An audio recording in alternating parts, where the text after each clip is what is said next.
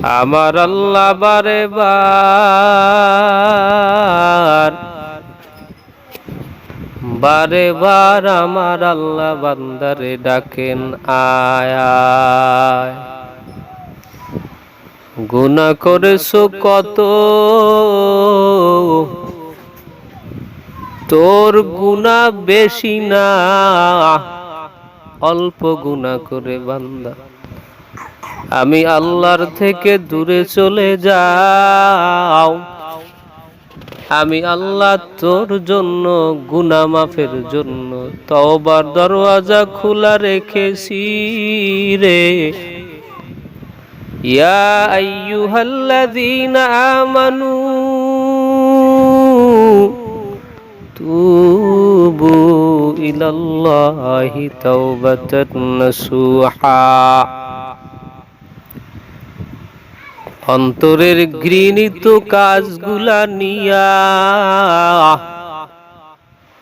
আমি রবের দরবারে মাথা টুকু ঝুঁকাইয়া যদি দরবারে ডাক দিতে পারো, রব আমার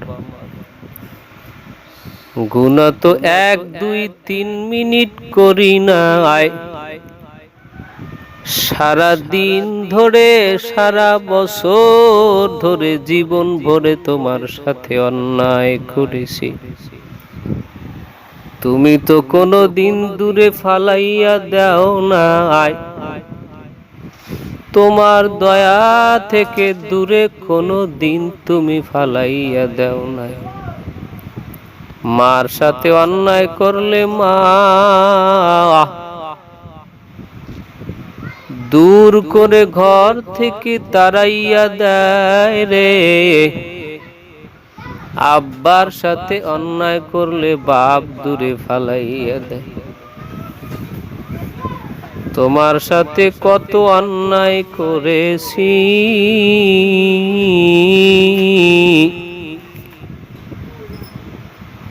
মায়ের উদর থেকে পড়ার পর আমল নামা লেখা শুরু হওয়ার পর থেকে রব আমার শুধু তোমার সাথে অন্যায় না, মানুষের হক নষ্ট করে করে করে করে জীবনটারে নাপাক বানাইছি। আল্লাহ তুমি যদি ডাক দাও এ গোলাম, বল আমার দরবারে কি নিয়ে হাজির হয়েছো, মাথাটারে নিচের দিকে দিয়া তোমার শাস্তি মাথা পেতে নেওয়া ছাড়া কোনো উপায় নাই, কারণ আমার তো কোনো পুঁজি নাই, নেকের পুঁজি। আল্লাহ যা করি সব গুনায় ভরা, দিনের অন্যায় রাতের অন্যায়, প্রকাশ্যে অপ্রকাশ্যে শুধু অন্যায় জীবনটা ঘেরা। আর চারদিকে তাকাইয়া দেখতেছি কত যে আয়া, মানুষের কত যে আয়া নিয়া মানুষগুলা চলতেছে। হায়াতের মধ্যে ছোট্ট হায়াতের ভিতরে মানুষগুলো কত অন্যায় করে, দিন নাই রাত নাই, সারাটা দিন তোমার সাথে অন্যায় করে বেড়াইতেছে। ও মালিক কোনদিন বলো নাই রে নাফরমান আজকে জোহরের নামাজ পড়ো নাই বিদায় তোরে আমি রিজিক বন্ধ করে দিয়েছি, আসরের নামাজ পড়ো নাই এজন্য তোর চোখটারে আমি অন্ধ করে দিয়েছি, মাগরিবের নামাজ পড়ো নাই এজন্য তোর জিহ্বাটা আমি ব্যাকা করে দিয়েছি রে বেঈমান, এশারের নামাজ পড়ো না এইজন্য তোর আমি রিজিকের কষ্টগুলো আরো বাড়াইয়া দিয়েছি, ফজরের নামাজটা পড়ো নাই, এজন্য তোর কাছ থেকে আমি সব কিছু মজাগুলা স্বাদগুলা কেড়ে নিয়েছি। আল্লাহ যদি নিয়মগুলা করতেন, আমার আল্লাহ রব আমার, তার কারো কাছে অনুমতি নেওয়ার প্রয়োজন নাই। তিনি যেটা করবে তেনার নিজের ইচ্ছাই করেন আল্লাহ। আমার আল্লাহ যদি 5 ওয়াক্ত নামাজের না পড়ার কারণে যদি 5টা শাস্তি আল্লাহ দিত, ও মানুষ বলো রে, কেমন করে তুমি আমি সইতে পারতাম? আজকে তাকাইয়া দেখো কত টাকাওয়ালা দুনিয়ায়, মুখের স্বাদ নাই, মুখের স্বাদের জন্য কত ডাক্তার দেখাইয়া কোটি কোটি টাকা খরচ করতেছে। আরে বান্দা তাকাইয়া দেখ, রিস্কাওয়ালা ছোট গরিব মানুষ তাকাইয়া দেখো, রিস্কাওয়ালার মুখে বড় স্বাদ। 500 টাকা ইনকাম করে প্রতিদিন বাজার নিয়ে ভরপুর ভাবে খেয়ে দিয়ে আবার কাজে নেমে যায়। ওই বান্দার দিকে তাকাইয়া দেখো,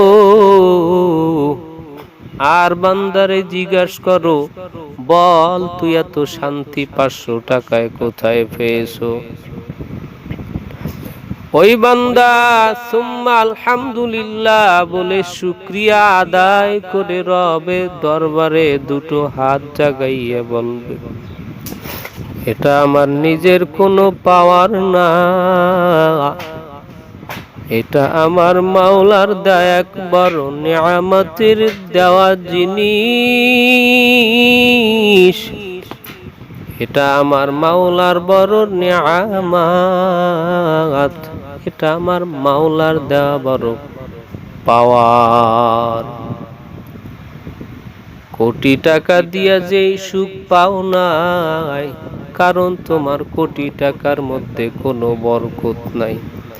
আর আমি 500 টাকা সারা দিন ইনকাম করিয়া মাথার ঘামটারে পায় না মাইয়া, নামাজের সময় আমি নামাজে দৌড়াইয়া যাই, আর মালিকের বলি, মালিক তুমি না বলছো নামাজ দিয়া আর ধৈর্য দিয়া তোমার দরবারে সব কিছুর সাহায্য চাইবি, আজ আমি তোমার দরওয়াজায় নামাজ নিয়া ধৈর্য নিয়া তোমার দরওয়াজায় হাত বাড়াইছি, ও মাওলা তুমি খালি ফিরাইয়া দিও না। ও বান্দা কই যাও? দূরে যাবি না, দূরে যাবি না। দুনিয়া দিয়া ভাগার জায়গা হলো কবর, ওই কবরে যাওয়ার পরে আর কোনো জায়গা নাই ভাগিয়া যাওয়ার জন্য। আজকে পুলিশের ওয়ারেন্ট যদি হয়, আসামি পালাইয়া পালাইয়া বেশ কিছুদিন পালাইয়া বাঁচতে পারে।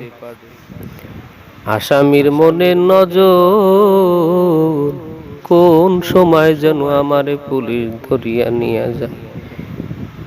কিছুদিনের জন্য হলো দুনিয়াতে কোনো আইন না মানার কারণে, অন্যায় করার কারণে পালাইয়া পালাইয়া বাঁচা যায়। ও বান্দা, কি এমন চিন্তা করেছো? কি তোমার দিলের মধ্যে টেনশন? কোন এমন কাজটা তোমারে আমি মাওলার থেকে দূরে সরাইয়া রাখছে বল? আমি মাওলার থেকে কোন কাজটায় তোরে বড় মনে করে আমি রবের কাছ থেকে দূরে রাখছে? আরে তুই তো জানো না, তোর জন্য আমি মালিক রাত্রে ঘুমাই না। তুই ঘুমাইয়া যা, আমি আল্লাহর কুদরতি হাত দিয়া দিয়া তোর গাটা মুছাইয়া দিরে বান্দা। আর তুই ঘুমাইয়া যাও, আমি মাওলা তোরে ঘুম থেকে কোনোদিন ডিস্টার্ব করি না। আরো বলি বান্দারে, আমি মাওলা ঘুমাই না কেন জানো? কারণ তোর যদি কোনো কিছুর প্রয়োজন গভীর রাতে হয়ে যায়, আর যদি ডাক দাও রব আমার, ও মালিক তুমি আমারে দাও, আমার বড় পেটে ক্ষুধা, আমার বড় পানি তৃষ্ণা লেগেছে। আমি যদি মাওলা ঘুমাইয়া যাই, বল তোরে কে পানি দেবে, কে তোর ক্ষুধা নিবারণ করবে? এত কিছু আমি করলাম, তুই তো কিছু করো না। বরং আমি মাওলার দরবারে তুই একটু তওবাও করো না রে বান্দা। আজকে কোন দুনিয়ায় তোরে আমার থেকে ফিরাইয়া রাখছে, কোন এমন পাওয়ার তোরে আমার থেকে দূরে রাখছে বল? আমি কি তোরে চক্ষু দেই নাই?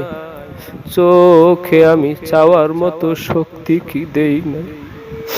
আজকে যেই মুখটা দিয়া মারে বলান দাও, বাবারে বলান দাও, বল ওই মুখটা যদি না দিতাম কেমনে তোর মায়েরে বলান দিতি? আজকে মারে বলান দাও, মা বড় খুশি। আজকে বাবারে বলান দাও, বাবা বড় খুশি। আমি মাওলা কি এমন অন্যায় করেছি যে তুই আমি মাওলারে একটা বার একটু আল্লাহ বলে বলান দাও না? একটু আল্লাহ বলে বলান দিস। সময় সুযোগ করিয়া বান্দা একটুখানি মালিকের ডাক দিস, বলিয়া থাকিস না, ভুলিয়া থাকিস না। আমি আল্লাহ তোর ভুলিয়া থাকাটা সইতে পারি না রে বান্দা। আমি রব তোরে কত ভালোবাসি, বুঝবি যেদিন তোর এই রব সামনে থাকবে না, যেদিন 1 2 3 বার না 1000 বার বান্দা তুই আমারে ডাকবি, আমি মাওলা তোর ডাকে সাড়া দিব না।